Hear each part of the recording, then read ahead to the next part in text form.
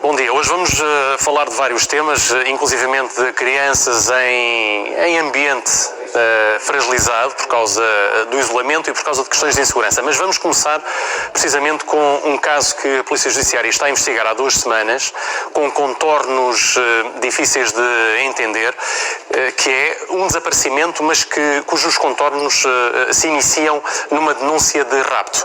Um homem com 28 anos, um jovem, foi levado do seu prédio há cerca de 2 semanas.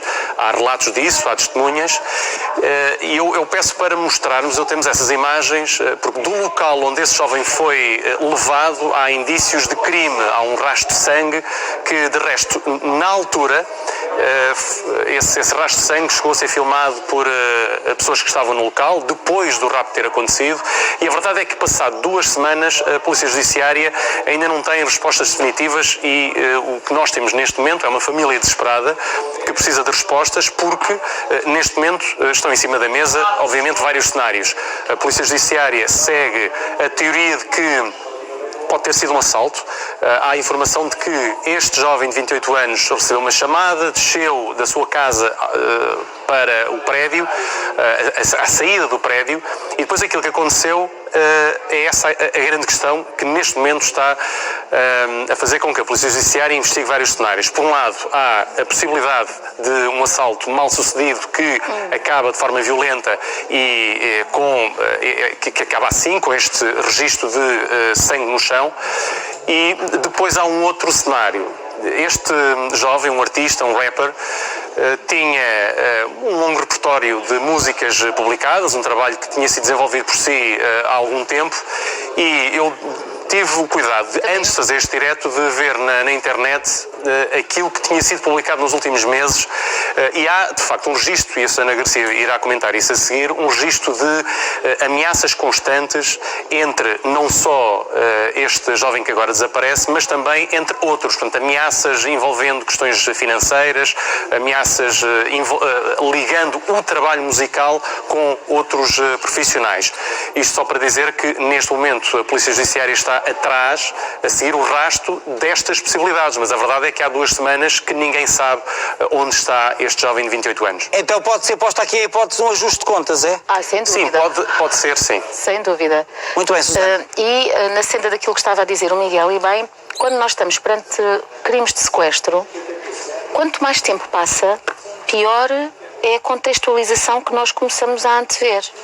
Um crime de sequestro em que não há notícias nenhumas do sequestrado, não passamos isto a um rapto em que se pede um resgate, começamos aqui a pensar no pior cenário, que Deus queira que não venha a acontecer, que é um crime de homicídio.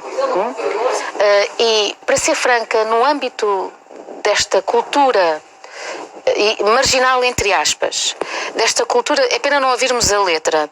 Não deixa de ser irónico que este... A letra do que este jovem está a cantar. Sim, por exemplo, não deixa de ser irónico que neste momento, se eventualmente a pessoa estiver viva, e faço votos que sim, aliás, a minha solidariedade é para com a mãe e com o familiar que deve estar neste momento, enfim, destroçada, nada sabe, não é? Aliás, era suposto ela vir dar aqui uma entrevista ontem, mas assim que a Polícia Judiciária soube, foi lá à casa e, portanto, ela já não quis dar a entrevista. Se por acaso esta possibilidade ajudou a que as coisas andassem um pouco mais depressa, eu sei que a investigação não anda ao sabor da vontade das pessoas nem da pressão da comunicação social, mas só a presença deles no lar da mãe ontem fez com que ela pensasse e sentisse mais tranquila e pensasse que o assunto do filho não está esquecido. Não morreu. Porque este jovem desapareceu no dia 16 de março. Já passou muito tempo.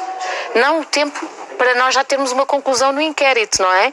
Mas o tempo para o coração de uma mãe estar absolutamente ansioso. Mas isto para dizer-vos o seguinte. O rap tem associado a si uma cultura muito marginal. Neste momento, quem pode ser a salvação deste miúdo é a polícia. E numa das músicas que ele tem, que se chama Cana, ele diz assim: polícia te pega, polícia te abusa. E numa outra música ele diz: bife comigo pode dar morte. Bife quer dizer, se te metes comigo pode dar morte. Há de facto, nesta cultura suburbana, uma luta de gangues.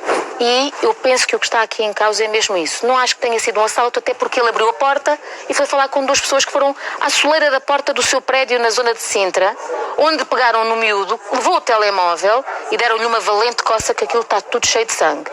Mas há um estudo muito interessante dos Estados Unidos da América sobre esta cultura marginal do rap, que nos diz que dos cantores todos de rap, 51% deles acaba assassinado. Assassinado. Nós cá em Portugal tivemos, aliás, um incidente trágico. O nome dele chama-se MC Snake, que foi assassinado. Nos Estados Unidos temos casos como Notorious Big, Tupac Shakur, porque nos anos 80, em Los Angeles, começou um movimento paralelo a esta cultura de rap, que era o gangster rap, em que a mensagem que passam é criminalidade, ataque às forças e serviços de segurança. Ainda há pouco tempo todos nós ouvimos, em 2014, esta questão chegou ao Supremo Tribunal de Justiça, porque numa das músicas se dizia vamos pegar na polícia, matar a polícia, fazer a polícia, e a Procuradoria abriu um inquérito, prendeu as pessoas, não andamos aqui a brincar. Os senhores estiveram presos preventivamente até que o processo terminasse.